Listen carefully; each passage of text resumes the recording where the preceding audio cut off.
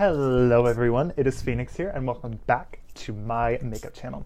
So today for you guys I have this very soft in the eye department, crazy in the lip department kind of look. I have some thick ass boy man eyebrows today. Why? Couldn't tell you.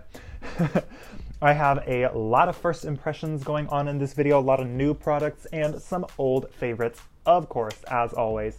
And yeah, if you would like to see how I got this look, what products were used, then just keep on damn watching.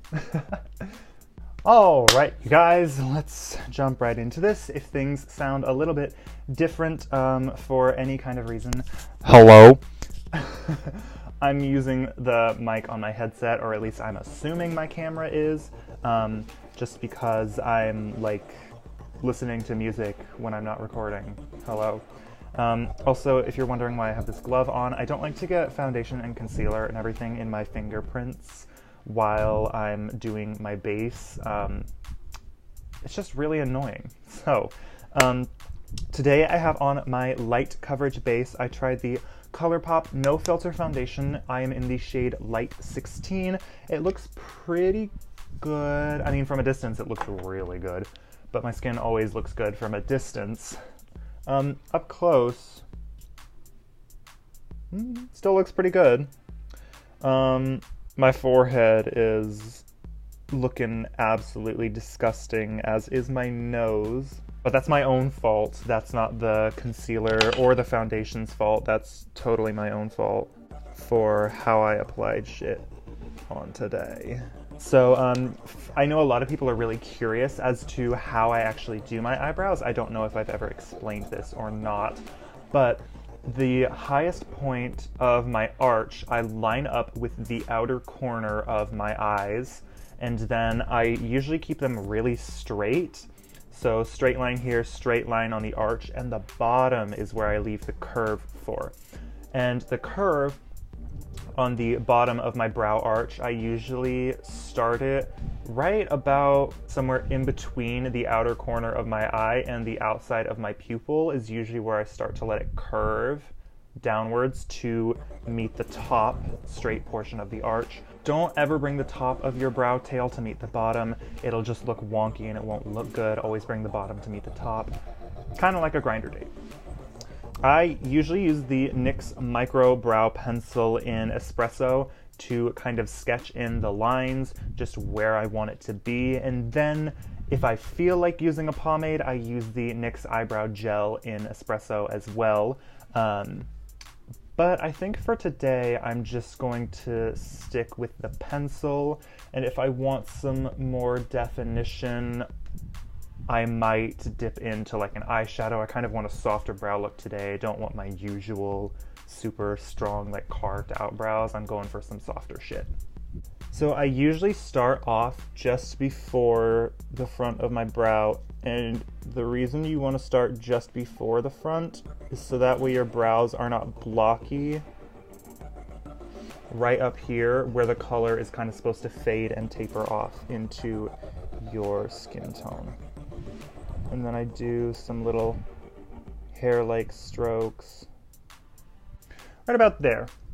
So again, just about the outer corner of my eye, and then I can start to draw a straight line downwards.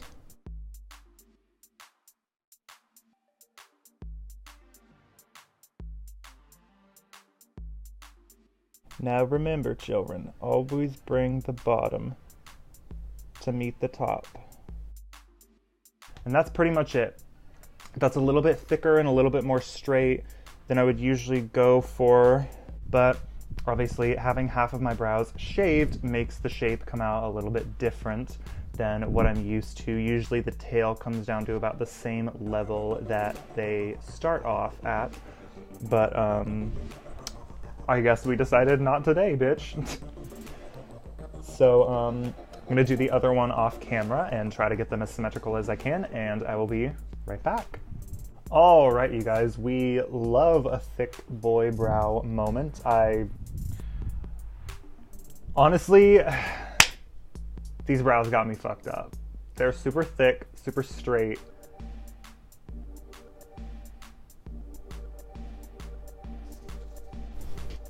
Anyway, So next is eyes, and I am going to do a very, very, very minimalistic eyeshadow look.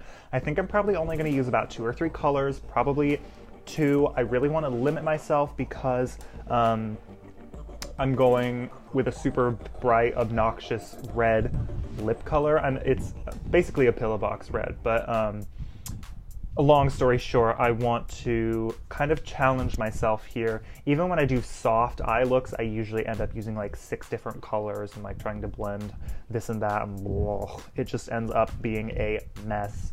So I really want to try and limit myself. I'm probably only going to use, like I said, about 2 colors. And those colors would be, so for my more all over eye color, I'm going to be using Tongue Pop from the Blood Sugar palette. Jeffree needs to sell individual colors because I would literally buy like 20 of these. Tongue Pop is literally my favorite eyeshadow color ever created. I have like 20 palettes. I have like 200 different eyeshadow colors. It is my favorite of all time. Will never be replaced, can never be replaced. So I'm going to use Tongue Pop, and I'm going to place that all over my lid, in my crease, the whole shebang. I'm going to leave a slight portion on the center of my lid for a little bit of shimmer. I'm going to wing the shadow out, and of course, it's going on my lower lash line as well. So Tongue Pop is going basically everywhere. And then I'm going to take, just for a slight bit of accent, I'm going to be mixing this shimmery pink shade with this shimmery white shade, and they are called Beam and Faint, and I'm going to mix them together and just press them on the lid ever so slightly. I'm just going to do a very slight touch of Faint. I don't want to use a whole lot.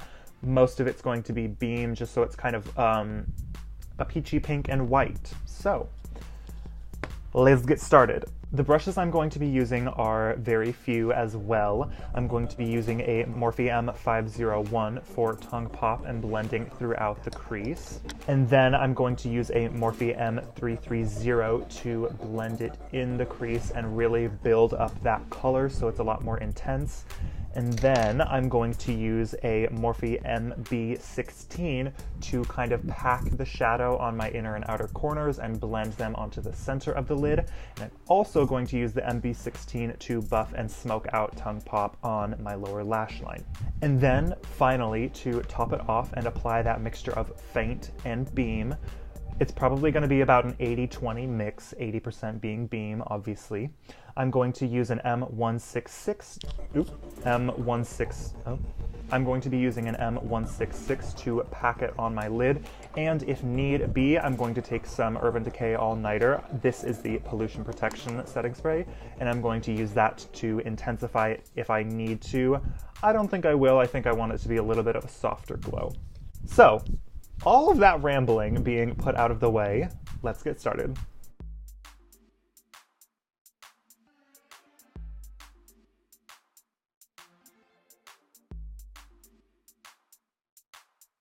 Alright guys, so as you can see, that is the basic idea for the shape of the shadow and as well as just the overall look.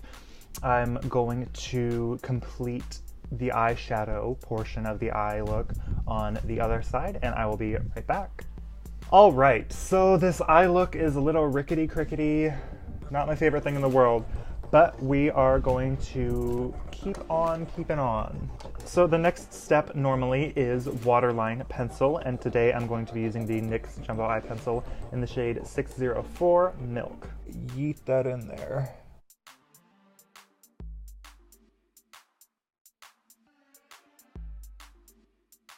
So next is eyelashes to complete the eye look, and I don't think I want any false lashes on today because I'm not even going to do liner. I think I'm just going to curl them and do mascara. So I'm just going to be using my e.l.f. lash curler. It was like $1, it works, so I don't really care. And then I'm going to be using the Voluminous Lash Paradise. This is the shade Mystic Black. And let's get started.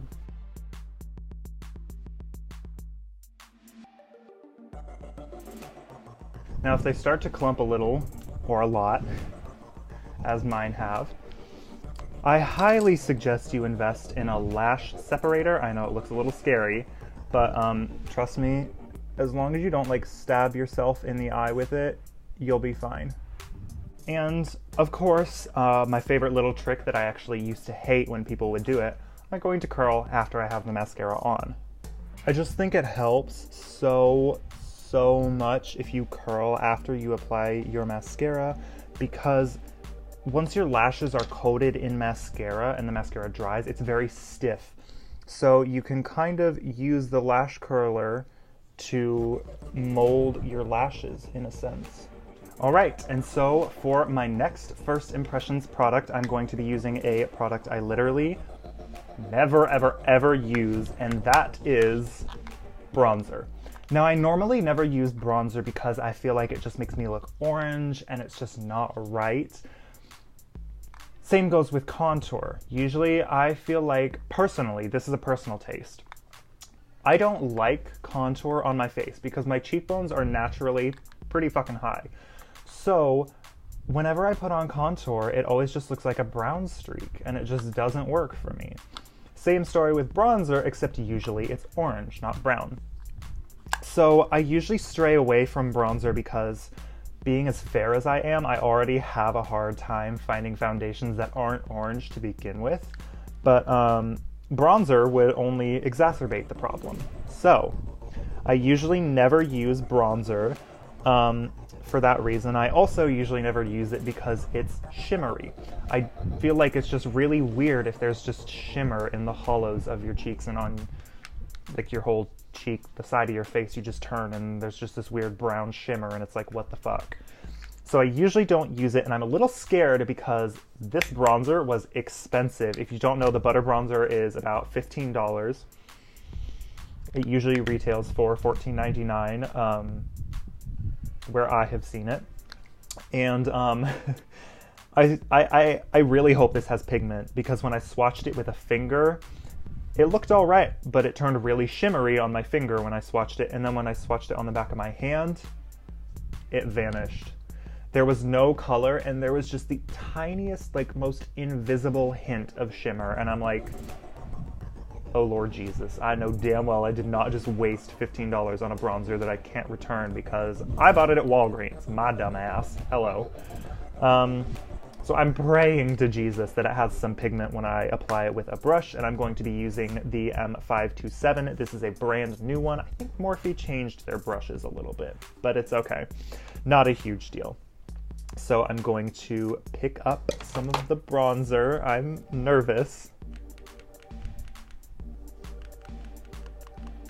Ooh, there's a lot of fallout. Hello. Right off the bat, there's not a whole, like, ass load of pigment to it. But I suppose bronzer is something to be layered. I can't... Did that do any? Yeah, that did something. Not a lot. I'm just trying to venture out into new things, because I am very fair, so I feel like using bronzer will just kind of help me get that glow from within without the skin damage. So right off the bat, yes, there is pigment when you use it with a brush. Thank God. I was really nervous about that. I was like, oh no. I swatched it with my finger and I'm like, oh, this is gonna be a disaster. But it's holding up. It is a little shimmery though, which I'm absolutely not having. When you turn to the side and it hits the light, there's just kind of this weird, like, shiny streak right in the hollows of my cheeks, and it's like, that's homophobic. So I'm going to apply a little bit just underneath the apples of my cheeks, not quite on them, but in a very similar area. Just to add some color there as well. I'm kind of here for this, actually. I used to never apply bronzer, contour, none of it, but I think I might actually enjoy bronzer now. Who would have guessed? So, if that doesn't tell you that finger swatches say nothing about a product, I don't know what will. So I'm just bronzing up my forehead, bronzing areas that you would usually bronze, even though I literally never have. I actually really enjoy this. I look a little tan, and I kind of like that. I feel like this is a great way for me to look a little tan, even though the foundation that I use is so fair. Because I'm a pale bitch. Again, literally, this is like the first time I've ever applied bronzer, like ever, and I look tan and fucking right off the beach. Gorgeous. Hello? So, the aforementioned shine. That's easy to take care of. I'm just going to take my powder dusting M527, not the bronzing one, and I'm going to take a little bit of face powder and just do some light veiling. Which, if you don't know what veiling is, you're just taking a really light veil of powder and pressing that in. Now, generally, you would do this with a foundation powder or a more full coverage powder. I don't really want to cover this bronzer up because even though I did go a little ham with the bronzer, I really like it, actually. I really like it. And if there is one thing I have learned, the camera is an absolute bastard. Anytime I apply blush, contour, whatever, it always looks so heavy on camera. In person, it looks really good. I just look tan and not so ghastly. For once. But I'm sure on camera I have orange streaks just everywhere. But I actually really like this bronzer. I am thoroughly impressed. So, is the Butter Bronzer Phoenix MUA approved? I'm sure, as you can tell by now, yes, absolutely, 1000%. Love it. I will never go back. I have never tried bronzer before, and I'm obsessed. I will never go back. Even though it's probably something like blush where I'll just like completely forget it every single time. But it's fine. Speaking of forgetting blush, let's do that now so I don't forget it. Today I'm going to be using my all-time holy grail favorite blush, the NYX HD Blush in the shade 05 Summer, and I'm going to be taking that on a Wet n Wild. I believe this is their contouring brush, don't quote me on that, but I think it is, and I'm just gonna apply a little bit of blush to these cheeks as well as bronzer. Also gonna take a little bit on the nose, but I've just been so... Waluigi who? Okay, I'm gonna veil over that in a minute. But I've just been so like, makeup's been so lackluster for me lately, but so now I've got all these new products that I'm wanting to try and everything, and it's I'm really loving it.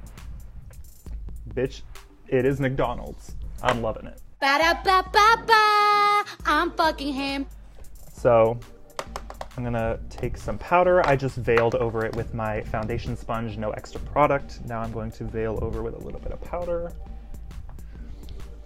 There we go. Now again, I'm sure on camera it looks ridiculous. In person, it looks really nice. Oh, honey, this blush and bronzer combination.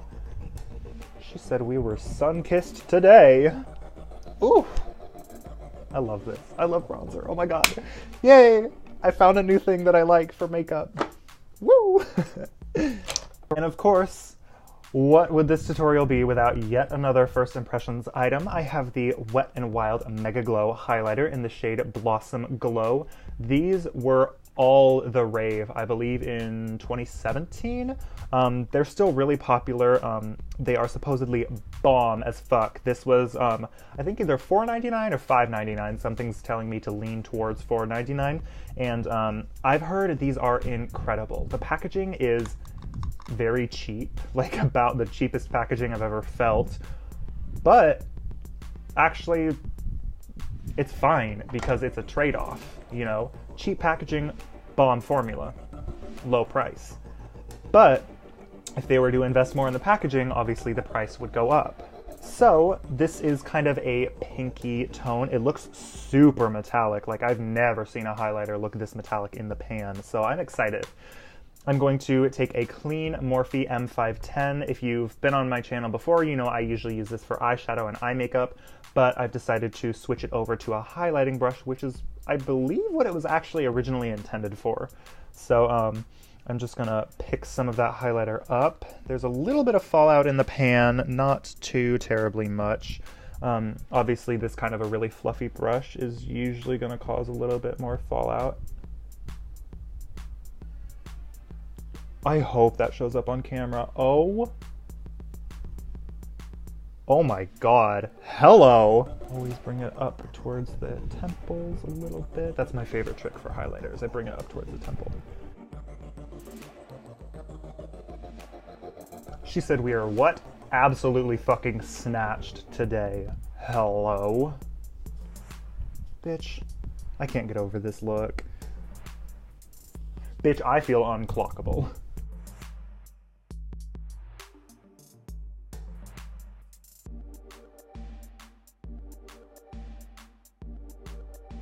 Yes. I'm surprised. Usually when you have as much highlighter layered on as I do, this is a super light color. But there's no like gray cast when you turn to the side. When you're like facing straight forward, there's no gray cast. I'm thoroughly impressed by this highlighter.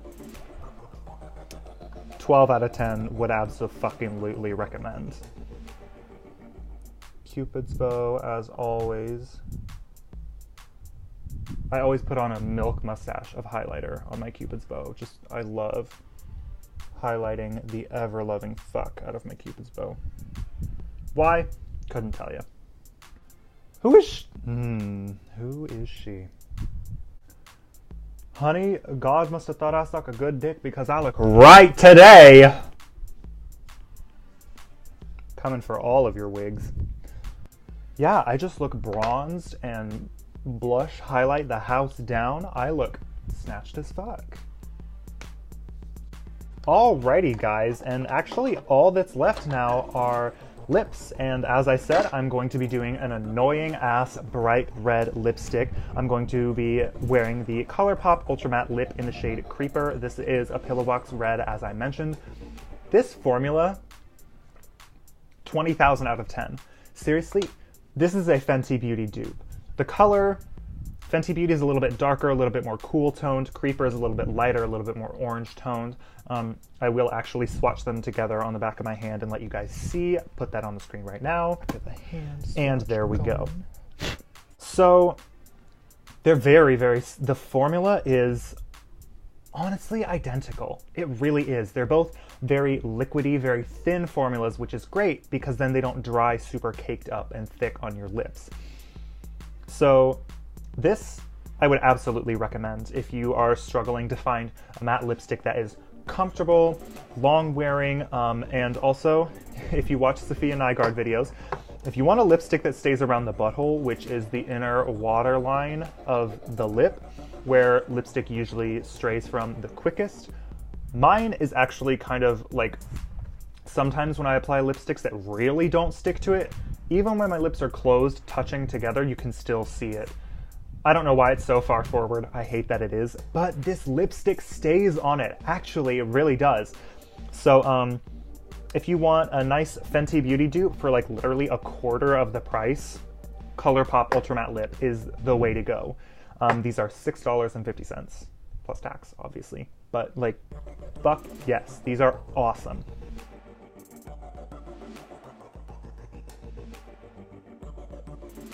Full pigment. Hello. Good morning.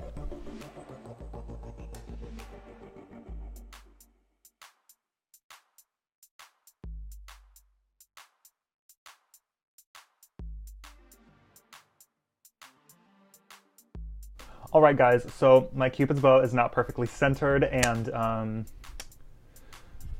my lipstick just did not come out very symmetrical today, and that's fine. It is what it is. So I'm going to take my hair down, as always, the finishing touch to practically every tutorial. I'm going to mist a final light layer of setting spray to lock this in all day because I'm actually very happy with it. And of course, I'm using the Urban Decay All Nighter Pollution Protection, even though I live in Nebraska and the air is like pretty fucking clean here. Oh well.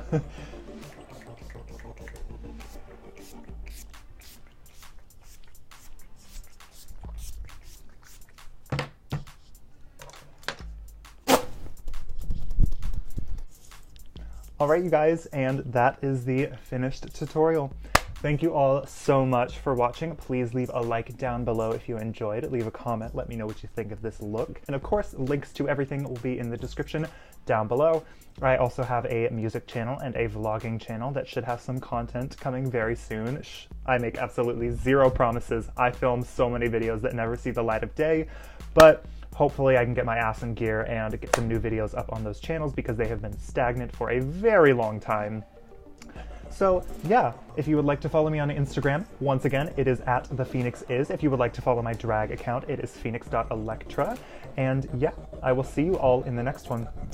Bye!